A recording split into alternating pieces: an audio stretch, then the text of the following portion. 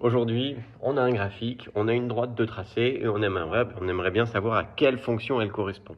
Alors, on a une droite, donc c'est forcément une fonction affine.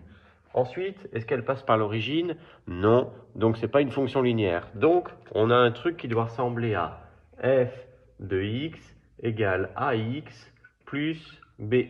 Sachant que a, c'est le coefficient directeur, c'est celui qui va donner la pente de la droite. Et ensuite, B, c'est l'ordonnée à l'origine, c'est tout simplement l'endroit où la droite coupe l'axe des ordonnées. Mais dis donc, on l'a déjà en fait. C'est moins 2. Donc ça sert à rien d'écrire plus B, il suffit d'écrire moins 2. Trop cool, on a déjà cette valeur-là. Maintenant, j'aimerais bien avoir le A. Donc là, on voit que la droite, elle est croissante. Ça veut dire que A, ça va être positif. Bon, on va le calculer, t'inquiète pas. On va utiliser par exemple ce point-là.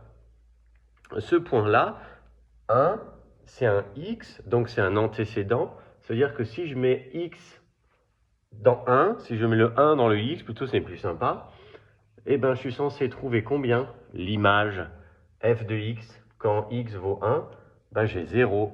Là, je viens de me mettre un point sur le... Enfin bref, on s'en fiche. Je suis censé trouver 0. Ok, sauf que je peux le faire aussi par le calcul. C'est-à-dire que je vais remplacer là l'antécédent x par 1. Donc ça fait a fois 1 moins 2. Et c'est toujours censé valoir 0. A fois 1, ça fait combien? Ça fait a. Et a moins 2 qui fait 0, ça veut dire que a il vaut combien? Ça m'a l'air chaud. Bah a il vaut 2.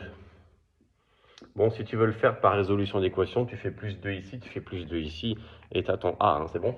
Cool, donc a il vaut 2. Ça veut dire que ma fonction, en fait, f de x, elle s'écrit comme 2x moins 2. 2 est positif, j'ai du coup une pente croissante, et ensuite moins 2, je te rappelle que c'est l'ordonnée à l'origine.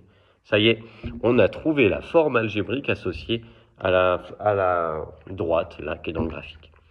Alors, t'es chaud ou pas?